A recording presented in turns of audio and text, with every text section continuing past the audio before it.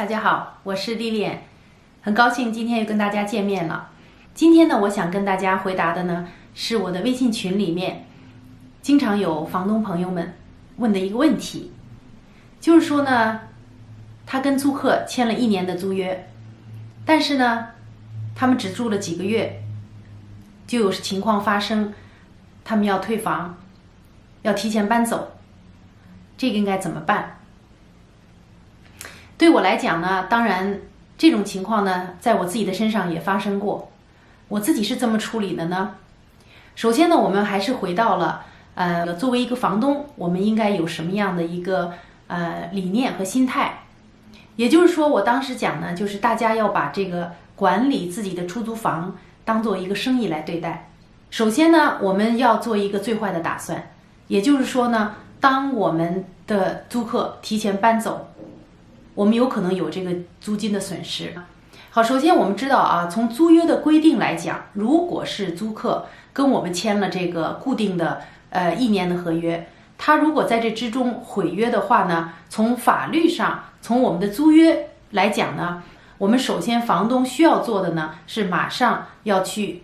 找这个新的租客，也就是说我们要开始去登广告，要开始去筛选新的租客。当我们通过我们的努力没有找到合适租客的时候呢，那比如说我们有1个月的空房，2个月的空房，从这个租约的规定来讲呢，我们是可以让租客来承担这个损失的。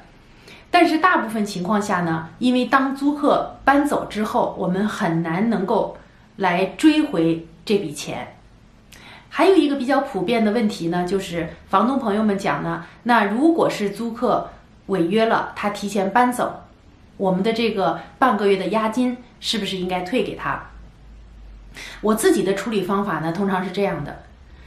当租客他跟我提出来要搬走的时候，我首先呢会问他，你为什么要搬走？当然了，无论他提出任何一个原因，不管是真实的还是说是不真实的，那事实就是说他是要搬走的。这个情况下呢，我就会用租约的规定先跟他去讲，因为他毁约，那么首先呢，他半个月的这个押金我就退不了他了。那从租约的规定来讲呢，如果我在找新的租客的过程中产生的一些损失，是应该由他来承担的。这个时候呢，是看租客怎么样来回复。如果租客呢觉得他自己也是有亏欠的，那么有可能说，那好吧，半个月的租金，那我也不要了。好，如果是他同意的话，当然我们可以扣除他半个月的租金，半个月的这个押金。好，但是呢，就是通常来讲呢，在这个租客搬走之前，愿意说把这个以后有可能造成的经济损失补给你的情况下是非常非常少的。也就是说，你愿不愿意花时间跟你这个租客去打官司，去纠结这件事情？所以呢，我通常呢，当租客第一时间跟我讲了之后，我马上就跟他讲，我说那好，我说我呢尽量去找新的这个租客，我现在就开始做广告。那么为了我能够中间我们没有任何的损失，你可不可以配合我在找新的租客方面多给我一些配合？比如说呢，每次我的这个租客来看房的时候，在这个时间上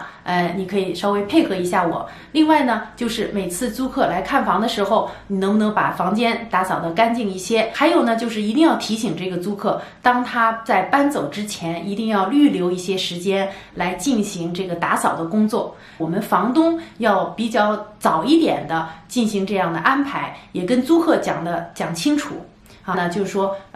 一切我没有任何损失的情况下，我也愿意把这个押金退回给这个租客。所以各种情况都是有发生的，我们要做好思想准备。也就是当我们把它作为生意来对待的时候，我们要有一个最坏的打算，就是如果租客不同意我们扣他的押金，也不同意赔偿我们今后的损失，怎么办？我觉得呢，就是最不好的结果就是说，当我们在这个之中跟租客有了矛盾之后，租客不配合我们去给这个房子，去把这个房子给这个新的租客去看的时候，可能就会对你损失更大。所以这是我的一点点建议。好，谢谢大家的时间。好，如果呢你觉得这个视频对你有帮助，也请你帮我点赞。如果呢你还是想继续关注我的一些另外的一些视频呢，也请大家可以来 subscribe， 也就是说来这个订阅我的这个频道。好，我们下次见。